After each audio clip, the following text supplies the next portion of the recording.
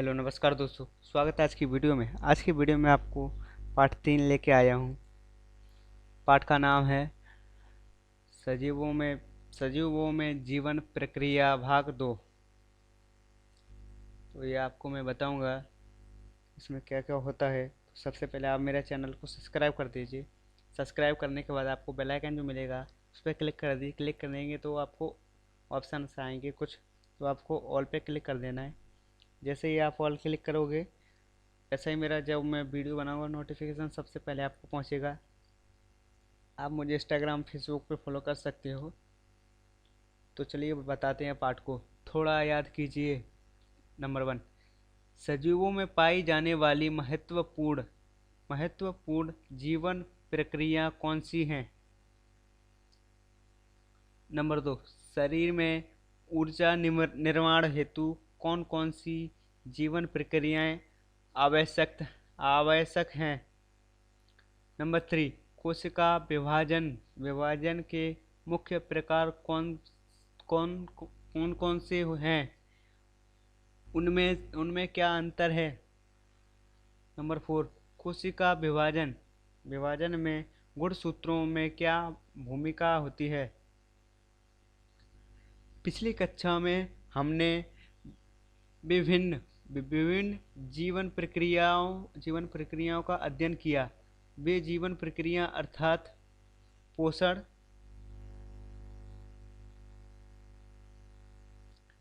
पोषण श्वसन श्वसन, रक्त परिचरण, उस उत्सर्जन उत्सर्जन उत्सर्जन, सब संवहन संवहन संवेदनशीलता संवेदनशीलता, वृद्धि वृद्धि आदि। प्रत्येक सजीव को जीवित रहने के लिए सभी जीवन प्रक्रिया आवश्यक हैं। इन भिन्न भिन्न जीवन प्रक्रियाओं जैसी जैसी जैसी ही एक और जीवन प्रक्रिया सजीवों में पाई जाती है। वो वो है प्रजन प्रजन प्रजन तो आपने नाम सुना ही होगा, 9th में भी है प्रजन।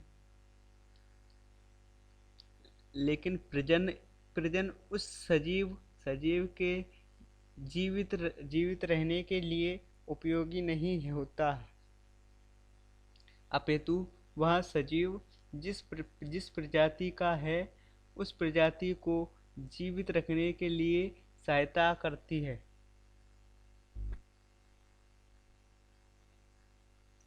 निरीक्षण कीजिए।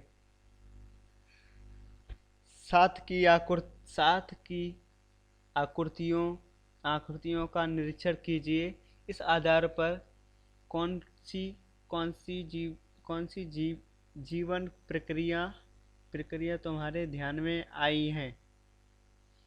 तो आपको इसमें से बताना है, जैसे कि आ बा का ड। तो बताइए। तो नंबर 1, प्रजाति का अस्तित्व बने रहना क्या है। नंबर 2, एक एक सजीव से बना उसी प्रजाति का दूसरा सजीव क्या जनुकीय दृष्टि से बिल्कुल पहले पहले पहले सजीव जैसा ही होता है। नंबर 3, एक ही प्रजाति के दो सजीवों में पूर्ण पूर्ण पूर्ण रूप से समानता होना या ना होना किस बात पर निर्भर होता है। नंबर 4, एक सजीव से उसी प्रजाति का नया सजीव बनाना और कोशिका विभाजन होना, इन दोनों में क्या संबंध है। एक सजीव से उसी प्रजाति का नया जीव बनाने की प्रक्रिया की प्रजनन प्रजनन प्रजनन कहते हैं। प्रत्येक प्रत्येक प्रजाति प्रत्येक प्रजाति को उत्क्रांति उत्क्रांति उत्क्रांति के लिए जिम्मेदार घटकों घटकों घटकों में प्रजनन एक महत्वपूर्ण घटक है। जीवन में प्रजनन मुख्य रूप से दो प्रकार से होता है। ये दोनों प्रकार अर्थात अलैंगिक प्रजनन और लैंगिक प्रजनन। ये प्रजनन दो प्रकार का होता है, अर्थात लैंगिक प्रजनन और अलैंगिक प्रजनन। लैंगिक प्रजनन युग्माणु का निर्माण किए बिना किसी प्रजाति के एक ही सजीव ने अपने समान नवजात जीवन निर्माण के लिए अपनाई हुई प्रक्रिया को अलैंगिक प्रजनन कहते हैं। दो भिन्न कोशिकाओं युग्माणुओं के संयोग के बिना यह प्रजनन होता है। इसलिए नवजात सजीव बिल्कुल मूल सजीव के जैसा ही होता है। इस प्रजनन में एक जनक नए जीवन का निर्माण गुणसूत्री विभाजन द्वारा होता है। जाननिक विचरण का अभाव यह अलैंगिक प्रजनन की हानि है, तो तीव्र गति से होने वाला प्रजनन इस पद्धति का लाभ है।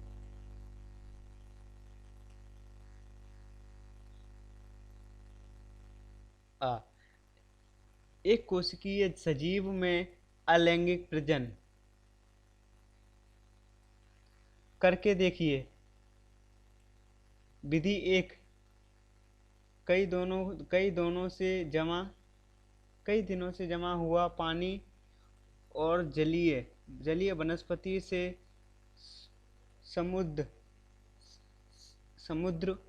समुद्र किसी तालाब के पानी को शंक्वाकार पात्र में लीजिए। उसमें थोड़े गेहूं के दाने और कुछ जलीय वनस्पति है। इसलिए 3-4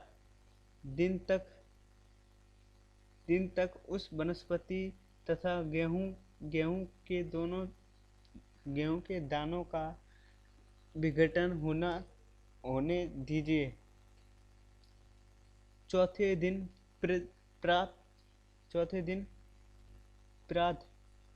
प्रात के समय एक स्वच्छ कांच पट्टी लेकर उस पर शंक्वाकार फ्लास्क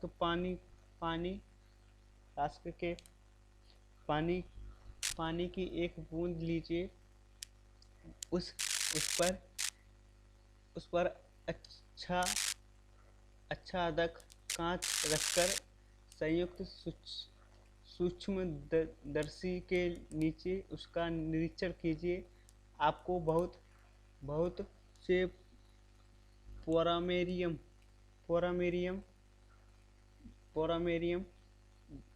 दिव्य विभाजन करते हुए दिखाई देंगे।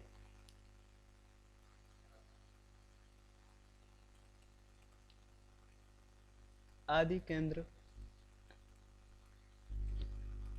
केंद्र की सजीव जीवाणु आदि जीव अमीबा पोरामीशियम यूग्लिना आदि दृश्य दृश्य केंद्रिक कोशिका कोशिका में स्थित तंतु तंतु तंत्रिका तंत्रिका और हरितलवक हरितलवक यहाँ कोशिका कोशिका अंगक दिव्य दिव्य दिव्यजान दिव्य विभाजन दिव्य विभाजन पद्धति से अलैंगिक प्रजनन करते हैं। इस पद्धति में जन कोशिकाएं बनती हैं। यह विभाजन समसूत्री मिटोसिस या असमसूत्री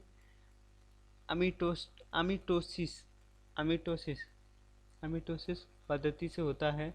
अलग अलग आदि जीवियों में विभाजन का अक्ष भी भिन्न भिन्न होता है। उदाहरण